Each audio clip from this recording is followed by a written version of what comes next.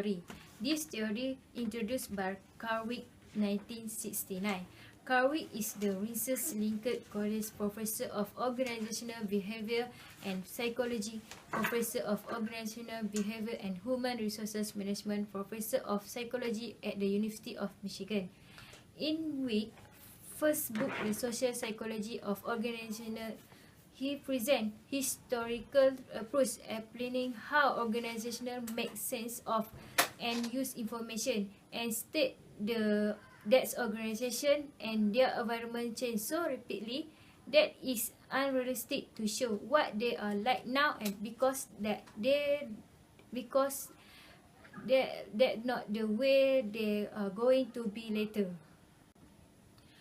And then we introduced the first approach to the explanation of how organizations interpret and use the information in the book is titled The Social Psychology of Organization in 1969.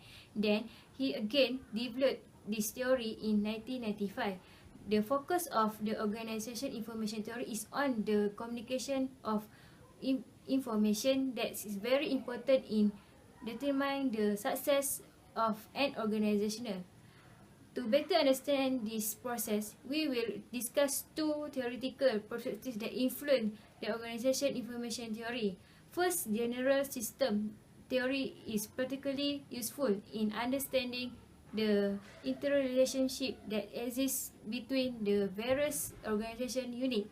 Organization that regularly consists of various departments, team or group. Although this unit focus on independent tasks, overall organizational goal usually need unification and sharing of information that each has to arrive at solution or conclusion.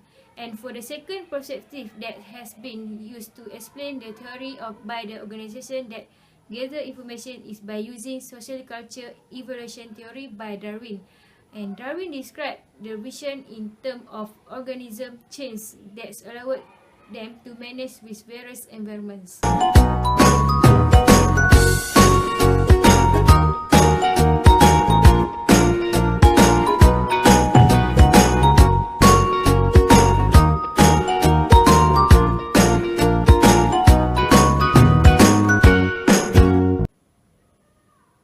Assumption of the organization information theory.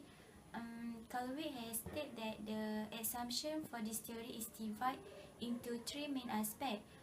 The first assumption in this theory is human organization exists in an information environment.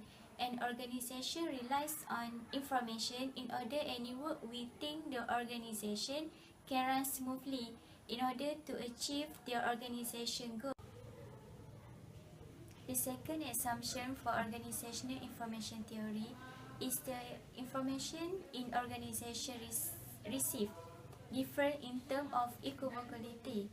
This assumption is more focused on the ambiguous in the information presented according to the opinion or perception of member in the organization. In this assumption, any information that received within an organization has different meaning according to each member in the organization. The third assumption for this theory is human organization engage in information processing to reduce equivocality. Every human being within the organization is directly involved in the organization process, such as sender and receiving information in organization.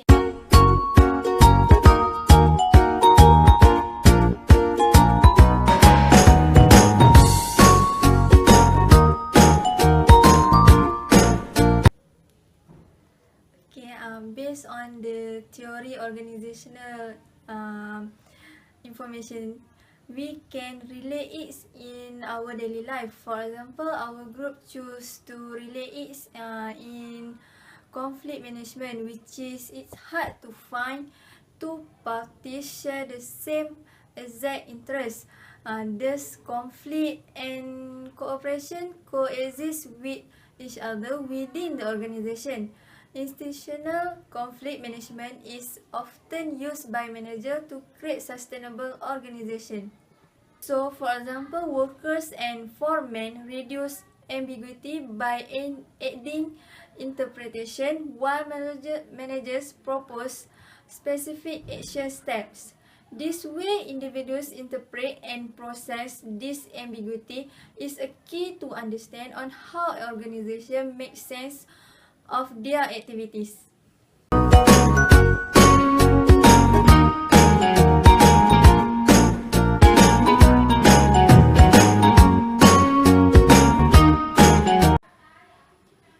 The interest of informational communication theory. Communication is important to connect communication group in the communicate with each other.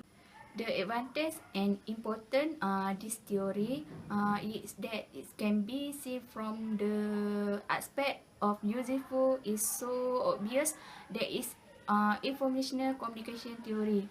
More emphasis on the process of communication rather than aspect of the role played by the person giving notice itself.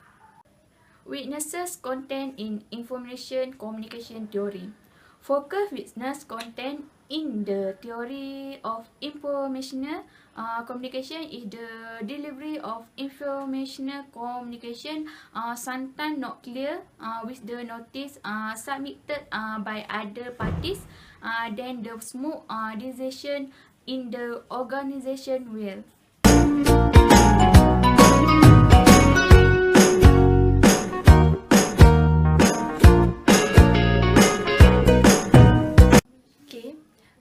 As a conclusion, we know that organizational information theory is one theory that tells us about how a complex theoretical framework which is focused on how an organization adopts the information which is fundamental for them to sustain. It also makes us think critically on how it can be applied and the limitation in our real life. Next, it is to reduce ambiguity so that only receive important information does not include the advantage.